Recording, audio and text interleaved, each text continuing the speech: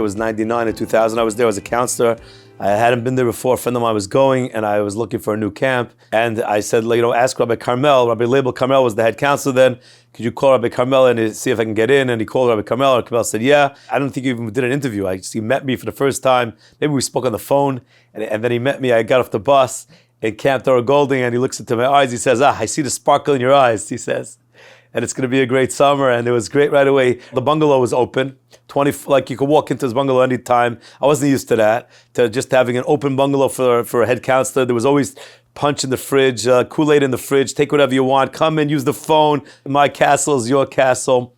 And it was just this laid-back type of vibe that was just so comfortable. And Alex Gold had his speech every year, the same speech, the same thing he said when about this boy, you threw a rock and it went across the lake and hit a guy in the eye. Every year the same speech, and everybody knew it word for word. And it got to the point where he would say the speech and the camp would say it with him. It was just great. Alex, he's a generous person. He always wanted to. I came from Eretz Yisrael. He paid more. He was really just a mensch and a great boss. And I just loved Dora Golding. I loved it from the first second. I was a counselor there for 2 years. My first year, we came to Olympics. So they didn't really know me. It was the beginning of camp, and they didn't know what I could do. And I was like, okay, this is my chance to prove myself.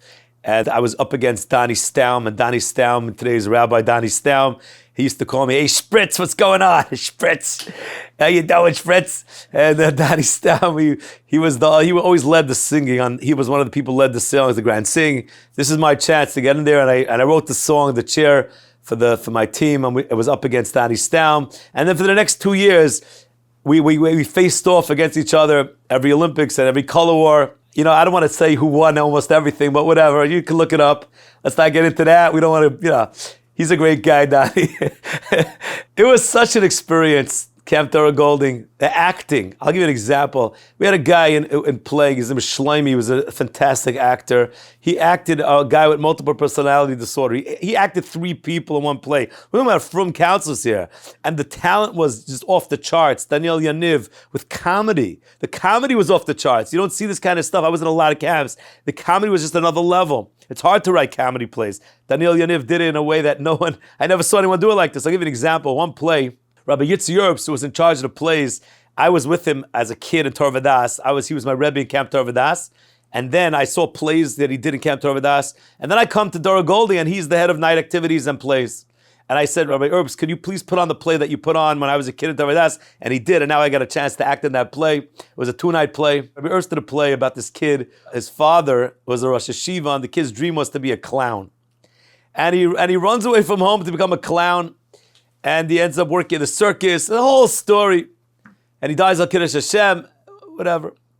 So Daniel Yaniv takes this play, and he uses it as a comedy play, and he turns it around as a story about a clown whose kid wants to be a Rosh Hashiva. And the guy's sitting there, is the clown in his clown hat. He's like, Rabbi Shalayla, where did we go wrong? He's Maishi. Your father is a clown. Your grandfather was a clown.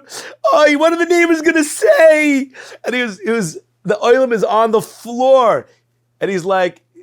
And the kid's like, I don't want to be a clown. I just want to be a Rosh Hashiva. I just want to be normal. You're not normal. I just want to be normal. Takes the whole play and turns it around. It's just the funniest thing. So there's one scene where they come into a Beis HaKvaros. There's a classic camp play where there's a little kid who comes to the Beis HaKvaros to cry at his father's grave. And normally that's what happens. The kid comes, he cries, Tati, what's going to happen to me? Right? And this play, in this comedy skit, so this kid's crying at his father's grave, and suddenly from behind the grave, this guy in a tallis gets up. He goes, yes, my son. So he's talking to the kid. And then this other guy from behind another tombstone gets up in a tallis. He goes, hey, how come no one comes to visit me? The 2 dead guys get into a whole argument. Great comedy. And one other great scene in that play. Like in a Holocaust scene where there's a Nazi on stage, the strobe lights go on. Right? It's very dramatic. So in the middle of this comedy scene, middle of this comedy play, and suddenly the strobe lights go on, and this Nazi walks onto the stage, in the middle of the comedy play.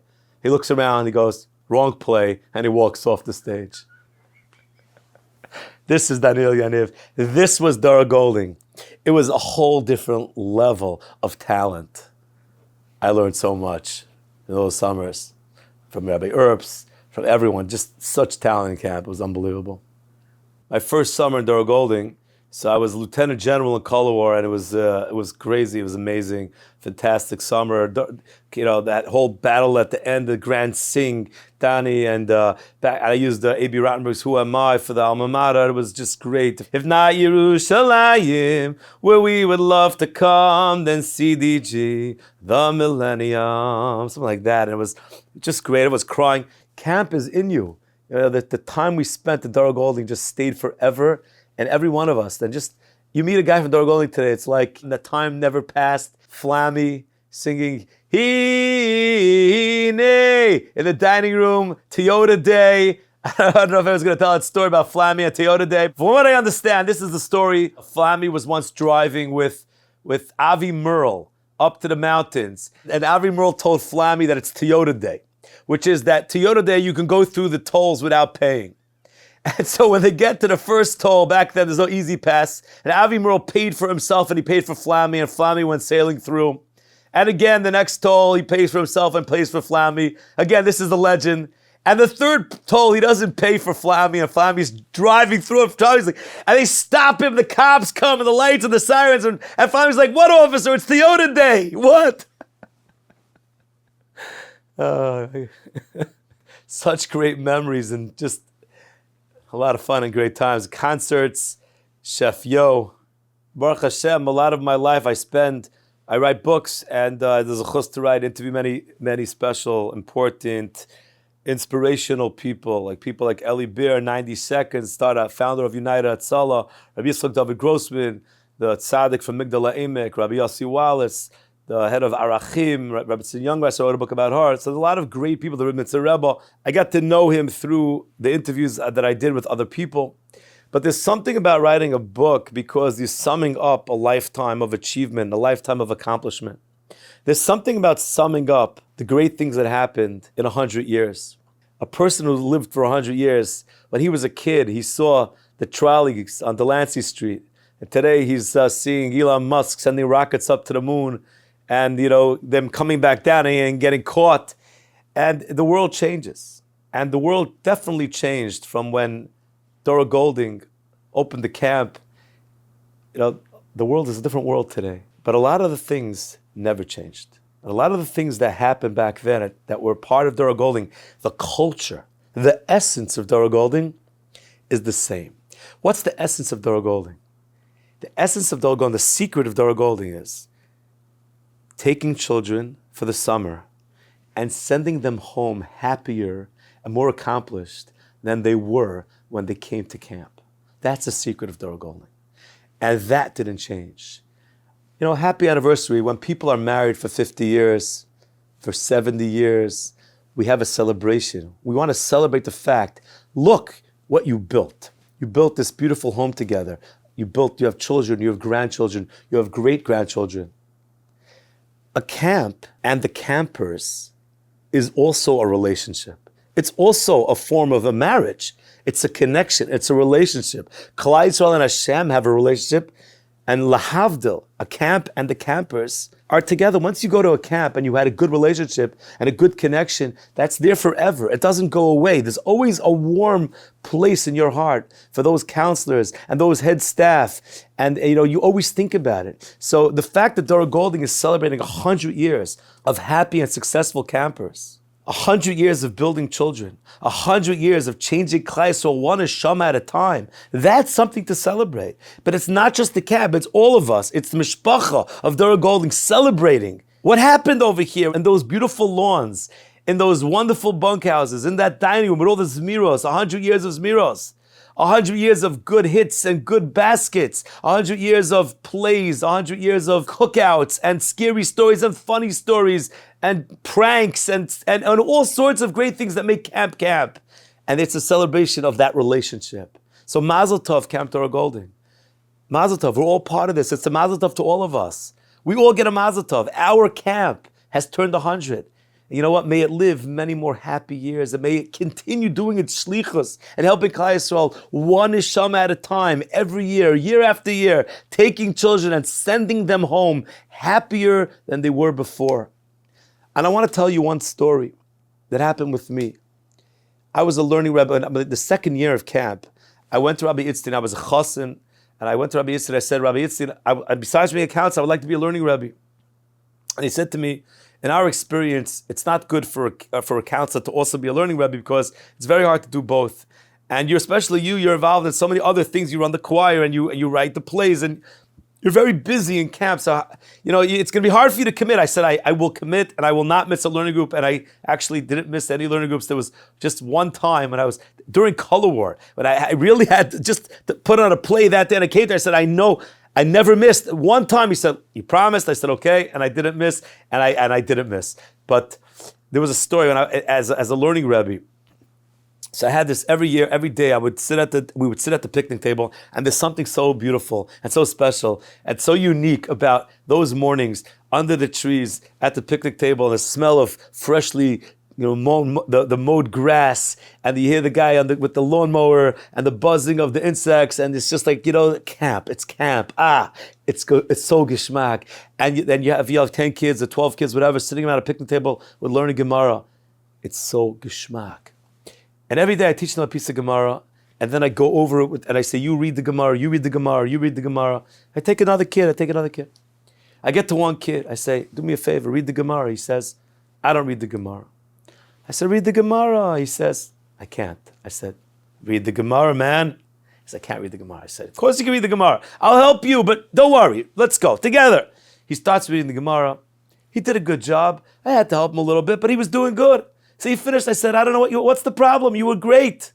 You were amazing. You did so well. Why didn't you want to do it?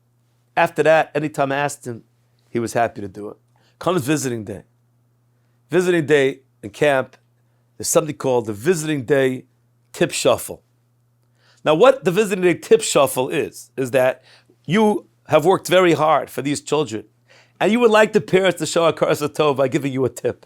So you do the tip shuffle. What is the tip shuffle? Is that you don't want to get too close to the parents because that's like in their face. But at the same time, you want them to see you and not forget to tip you. So you do this shuffle, this tip shuffle where you like shuffle past them so that they should notice you and give you the tip. There I am in the parking lot, not shuffling at that particular moment, and I see this kid and his mother. And she comes over to me, she says, you're my son's Learning Rebbe. I said, yeah. She says, my son insisted that I tip you. And she says to me, and there are tears in her eyes, and she says to me, my son never let me tip a Rebbe before. My son always said, no, do not tip the Rebbe. This is the first time. He didn't just let me. He said, you have to tip the Rebbe. What did you do? I said, I treated him like everyone else. That's what I did. I expected him to succeed. I don't know what happened to this boy, and I wonder, whatever happened to him? I would love to know what he is today. And if he remembers that experience under the trees in Dora Golding, 2000, sitting and learning Gemara together every morning, and how he felt like he understood at that moment that he could do it too. And I think that's the secret of camp. Because in camp, there are so many boys who understand, I can do it too. Alex Gold, this young, vibrant, tall, good-looking guy with such a personality, such a chiyus, such a life about him. And he's this cool guy on a go-kart, just driving around, on a golf cart, driving around camp. But you know what? Like he gave off this impression of like he's like a cool guy. Like he doesn't, but you know what? I sit with him, and I see like this is like he's just like a really great person. He's not like a cool guy, like I don't have time for you. No, he's like a cool guy who was cool and great at the same time. And I was sitting with him in the office and I'm like, listen, Alex, I flew in from Eretz Yisrael, the ticket's so much money, what can you do for me? He's like, you got it. And he gives me like, I think it was like $950, which was like the highest you could pay a counselor. He's like, no one gets paid that. But you came from Eretz Yisrael and I appreciate that. And he really paid. It wasn't just like, oh, whatever, this is what we pay. No, it was like, you're coming, you're giving your all for the camp. I appreciate that. I love Dora Golding. I want the best staff. And if you're coming and giving your best, I'm going to pay you accordingly. I appreciate what you're doing. I want to show how much it means to me by paying you and making you feel good. And by the way, that's the sign of a good boss. A good boss knows how to show appreciation Sometimes the appreciation is even worth more than the money. But a good boss knows. He knows to reward and to show his appreciation by paying. And to go over to someone and he say, you're doing a great job. I love what you're doing. Alex was a master at making people feel good. And that's why. I mean, he was such a happy person. He's a happy guy. And that chiyus, that enthusiasm, that excitement bubbles over into the whole camp and just gave that feeling of like, anything can happen. What's going to happen today? Alex goes in charge. Alex is a great guy. Alex is a cool guy. And it really helped the camp. And also Rabbi Carmel, also the same thing. He was such an amazing head counselor. Rabbi Yitzhak is such a great learning director. But really the whole staff. Rabbi Finkelman was a tzaddik. And really special. Everything about the camp was just great. I have great memories from Camp Dora Golding. I mean, we could talk about the fact that, Yaakov Shwekey was in camp the summer before me. The summer before me, Shwekey was a guy. My path crossed with Yaakov over the years after that many times. I started a kids choir myself called Shira Chadasha when I was about 23. And we performed with Yaakov many times, and the choirs are on a bunch of his albums. So I ended up spending a lot of time with Yaakov in concerts. And so the fact that we both went to Dora Golding was a great thing. And I remember I came the summer after him. And the song of the summer was Kichu. They were still singing it. Kichu imachem devarim vishuvu vishuvu el Hashem. And Yitzi Staum, who was a fantastic actor and just a great overall guy, Danny's brother, and Yitzi had a great voice. And he would get up in the dining room and he would copy Shwekey doing his piece. And